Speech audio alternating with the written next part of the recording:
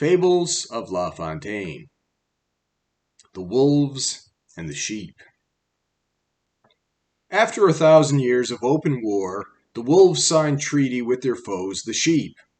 It seemed to be the best for both by far, for if the wolves contrived their tithes to reap, the shepherds liked a coat of tanned wolf skin. No liberty for pasture had there been. Neither for carnage, never was there rest. None could enjoy what pleasures seemed the best. Peace was concluded, hostages surrendered, the wolves their cubs, the sheep their watchdogs rendered. The exchange was made in form and order due. Commissioners were there, and not a few. Some time elapsed, but soon the wolf cubs grew to perfect wolves, and with a taste for killing. They chose a time the shepherds were away, choked all the fattest lambs that they could slay, and bore them to the woods, no whit unwilling. Their fellow plotters waited for them there. The dogs, who full of trust had thrown by care, were slain so quickly that not one even knew who their assailants were that bit and slew. War against the bad, a war that never ends. Peace is a wholesome thing, good men are friends. That I allow, yet peace is but a word, a senseless joke with wicked people and such faithless folk. Well, there you have it. So what's this all about? The wolves and the sheep. Well, basically, from the time immemorial, wolves were at war with sheep and shepherds. And when the wolves killed the sheep, the shepherds killed the wolves and liked to wear wolfskin. So the shepherds couldn't rest, the sheepdogs couldn't rest, the wolves couldn't rest, and the sheep couldn't rest. So they decided to make peace. So the wolf cubs that the shepherd had taken, I guess to turn them into watchdogs, these wolf cubs, or they were probably just killed, they returned these to the wolves, and the wolves who had captured sheepdogs returned the sheepdogs, and everybody was fine. So for a little while, they had peace. So what happened was the dogs became comfortable in peace, while the wolf cubs grew into full-grown wolves with a taste for killing. So while the dogs were relaxing and enjoying the new peace treaty, the wolves started plotting to kill the lambs. So they waited. The shepherds now relaxed when they went away. The wolves sprung their plan, captured all the sheep and killed them all and took them into the woods. So the dogs lazily walked into the woods thinking peace was there, and the wolves quickly ambushed the sheepdogs, and they were taken by surprise. So the point of this story is know your enemy, basically. If you have evil people and you decide to make an agreement with them, when they get a chance to stab you in the back, they will do that. You got to know who you're dealing with. You got to know who to trust, who not to trust, who to make friends with, who not to make friends with. There's an old saying, I'm sure every culture in the world has something similar. There's a Chinese saying, keep your friends close, but keep your enemies closer. And that's basically it. If you know your enemy, you understand your enemy,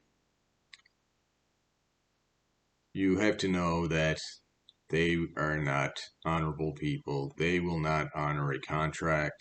They will not honor an agreement. They will tell you what you want to hear, and when they get a chance to take advantage, they will. So if you lower your guard and just say, oh, we have an agreement, everything is fine,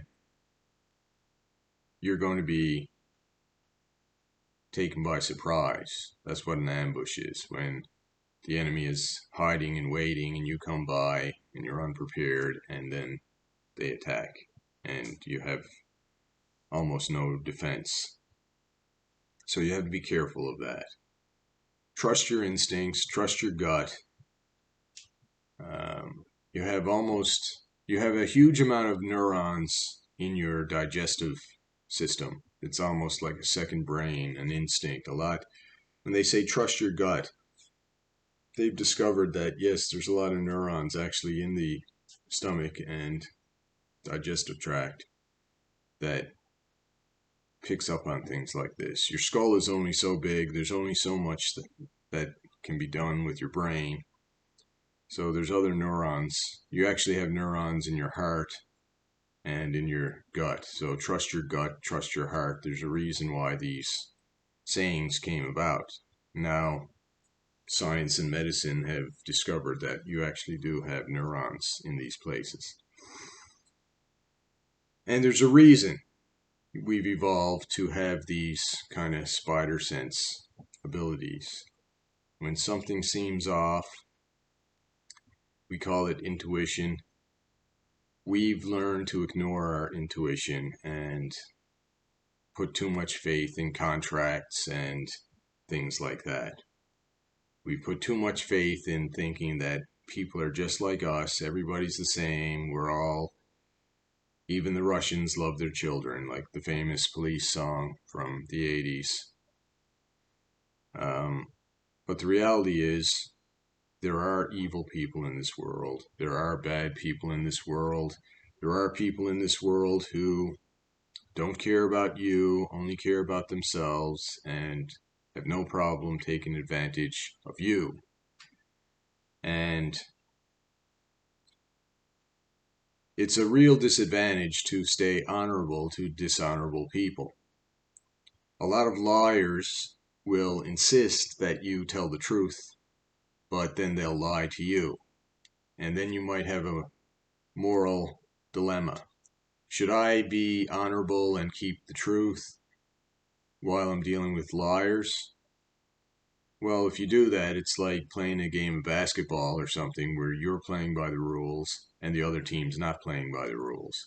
And you're following all the rules. And they're saying, oh, I just scored. I get 10 points. New rule. And it's like, well, that's not in the rule book. So that doesn't work in anybody's favor. If you're following the rule book and they're not following the rule book, you shouldn't have a moral dilemma for that. You should not feel obligated to be honest with dishonest people. You should feel no obligation to be overly sympathetic to people who are just going to take advantage. And you have to have some street smarts and keep your wits about you, where you don't let people like this take advantage of you. And you'll have a lot of hurt feelings. Unfortunately, we all get fooled, and that's just a reality of life. You have to try to make good value judgments of people. Unfortunately, sometimes you will judge honorable people as dishonorable, or honest people, you may think they're lying to you, but that's the price you pay.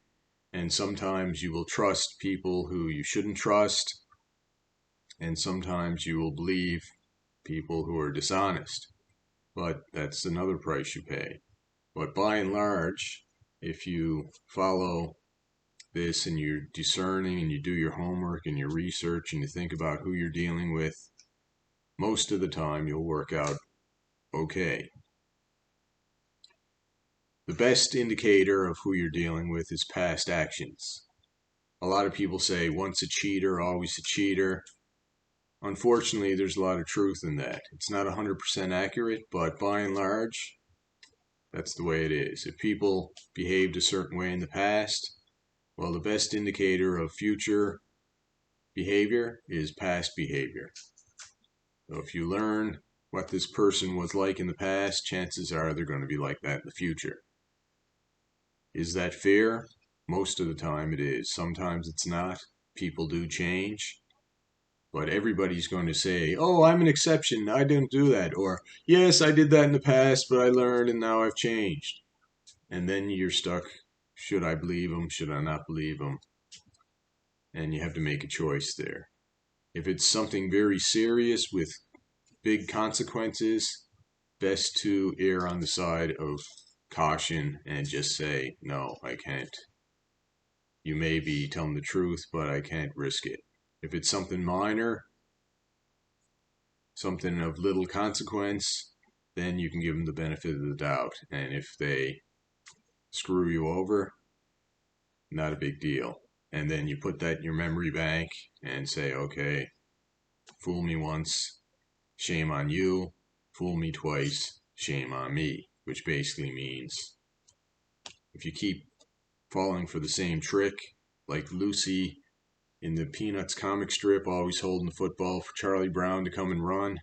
And she says, oh, I know I pull it away, but this time I promise I'll keep it there. And Charlie Brown always wants to be the good guy. He believes her. And every time he runs at the football, she pulls it away. He kicks, he lands on his back, and he says, I'm never going to fall for that again. And then, of course, we all know Charlie Brown is always going to kick for the football, and we always know that Lucy's always going to pull it away. Well, there comes a time where you have to say, no, you may be telling the truth, but I'm not going to bother. Time to give up. And that's only fair. Anyway, that's pretty much what I got to say about this. If you have any comments or anything you'd like to say about it, down below, please. Till next time, goodbye. Love you.